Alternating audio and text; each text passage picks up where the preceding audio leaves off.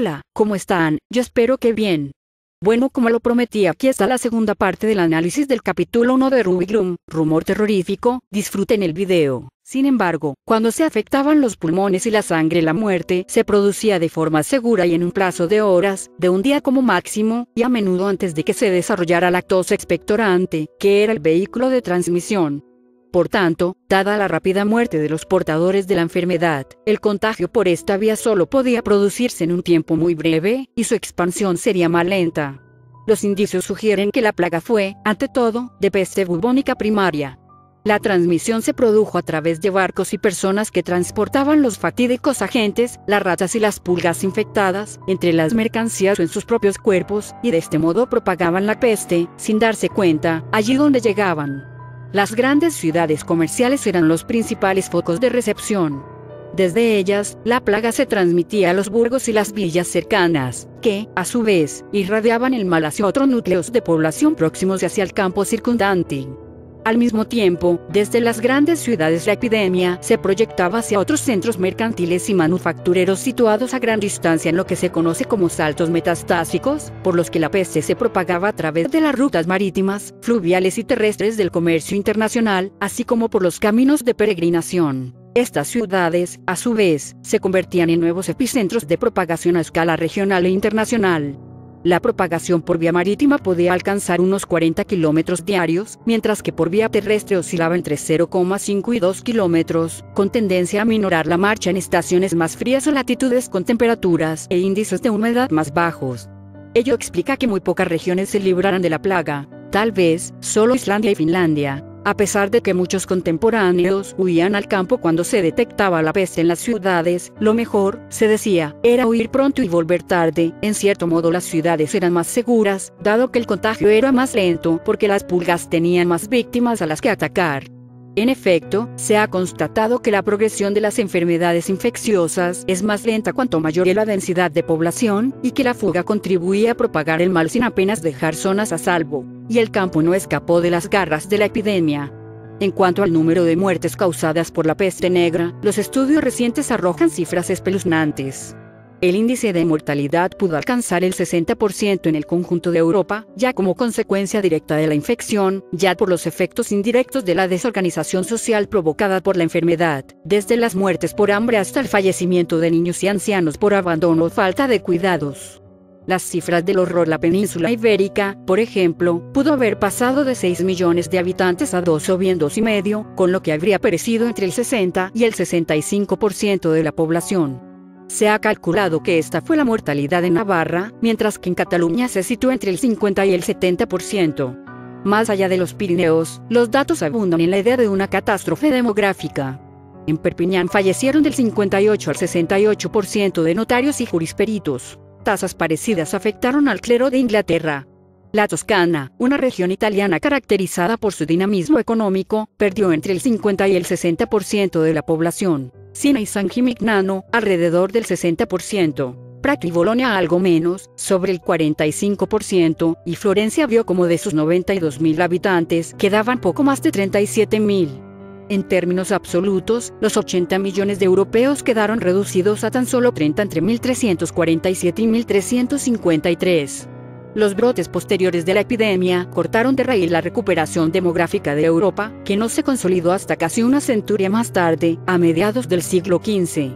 Para entonces eran imperceptibles los efectos indirectos de aquella catástrofe. Durante los decenios que siguieron a la gran epidemia de 1347-1353, se produjo un notorio incremento de los salarios, a causa de la escasez de trabajadores. Hubo, también, una fuerte migración del campo a las ciudades, que recuperaron su dinamismo. En el campo, un parte de los campesinos pobres pudieron acceder a tierras abandonadas, por lo que creció el número de campesinos con propiedades medianas, lo que dio un nuevo impulso a la economía rural.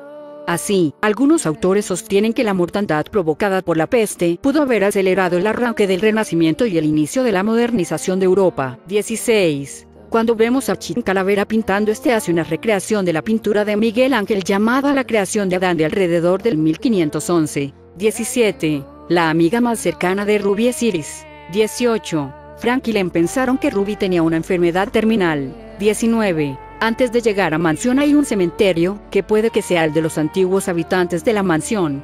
20. Len no comprende lo que es la gravedad de una enfermedad terminal y piensa que es como cualquier gripe o fiebre. 21. Frank y Len tomaron muy literal el sostener la varita con las mariposas. 22. Cuando Frank casi la menciona las fases de muerte, en realidad menciona las fases del duelo, que es lo que ocurre después de la muerte y no antes. Además de que Frank las mencionó todas en el orden en el que van cada una de ellas. Mencionaré más a fondo sobre estas.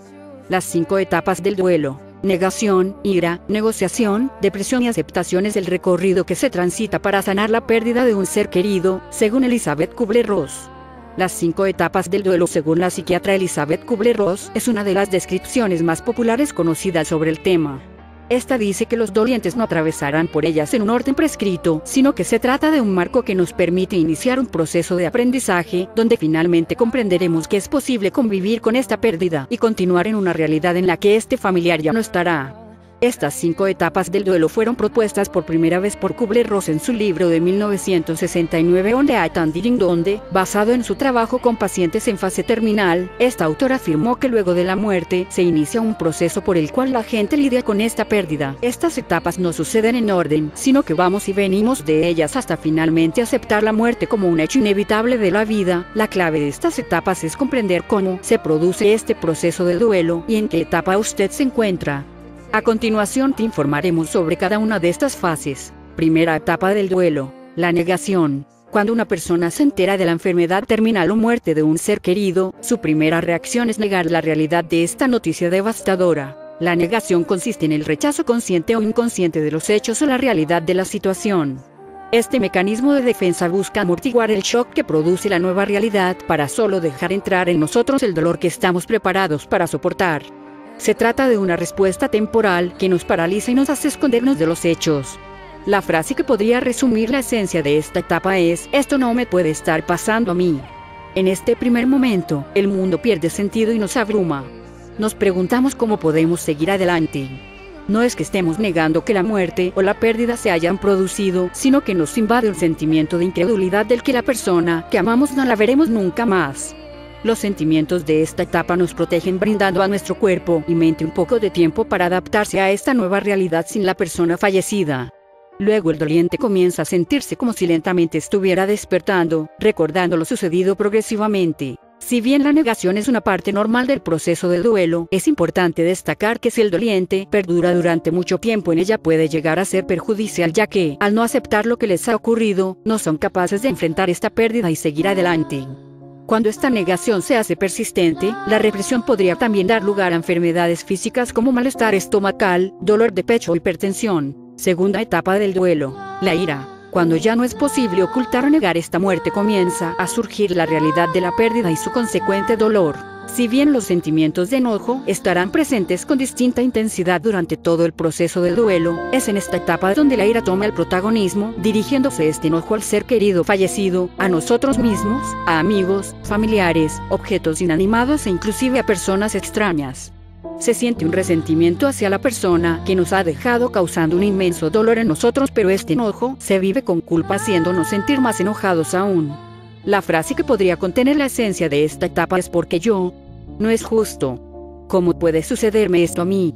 Esta comprensión del porqué de las cosas puede ayudarte a encontrar una cierta paz. Puedes preguntarte: ¿dónde ha estado Dios cuando me sucedía esto? De acuerdo a la psiquiatra Elizabeth Kubler-Ross, es importante que los familiares y amigos del doliente dejen que éste exprese libremente su ira, sin juzgarlo o reprenderlo, ya que este enojo no solo es temporal, sino que, principalmente, necesario. Debajo de esta ira ilimitada se encuentra el dolor producido por esta pérdida.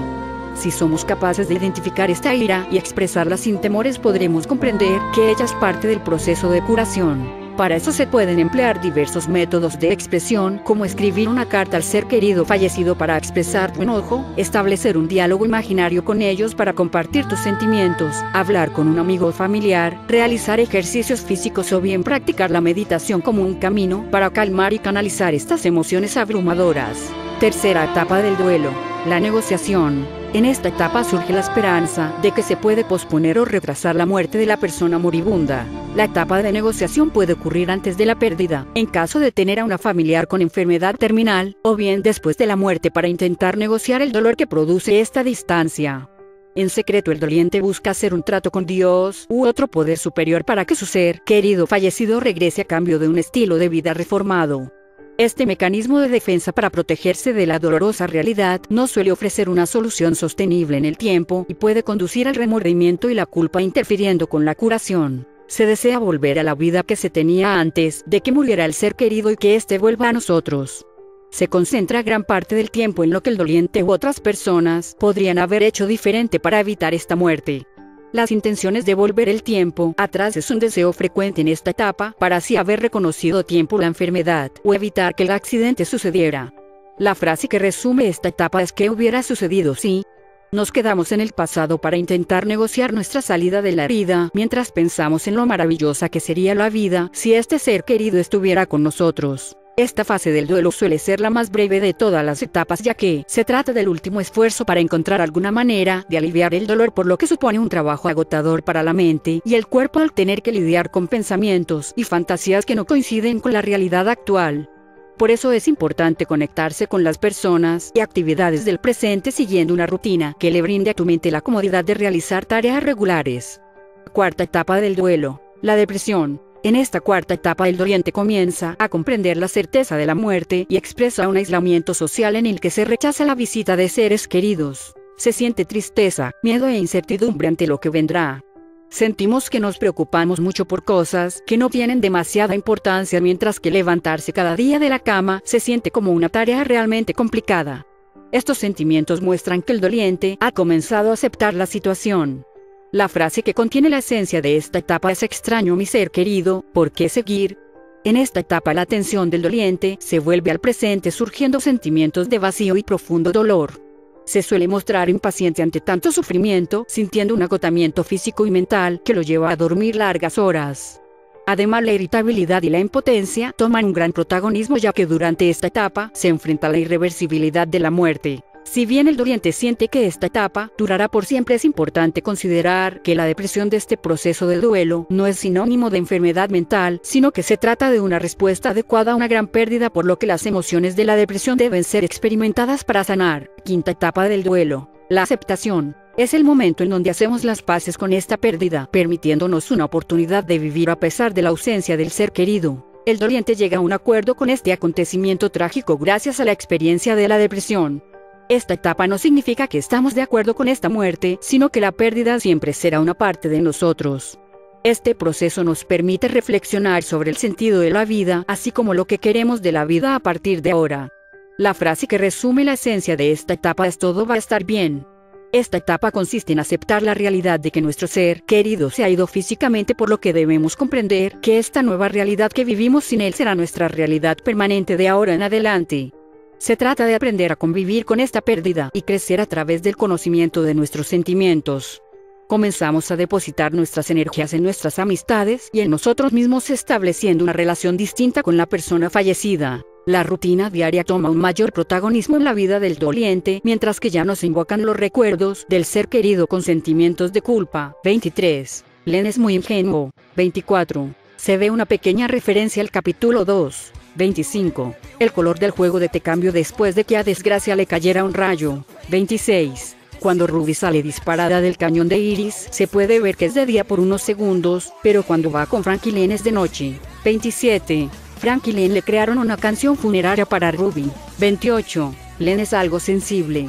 29. Cuando Chick Calavera pinta a Ruby, este recrea la pintura de la Mona Lisa, o también conocida como la Gioconda.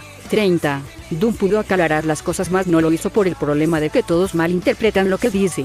31. Cuando Ruby hace peluches para darlos para la fiesta, se ve uno que se parece a Frank y Len. 32. A desgracia le cayeron 2 veces rayos. 33. Aunque Frank y Len habían compuesto una tonada para el funeral de Ruby, estos usaron otra tonada que se oye mucho más triste. 34. El capítulo comenzó y se desarrolló entre los días 1 y 2 de julio.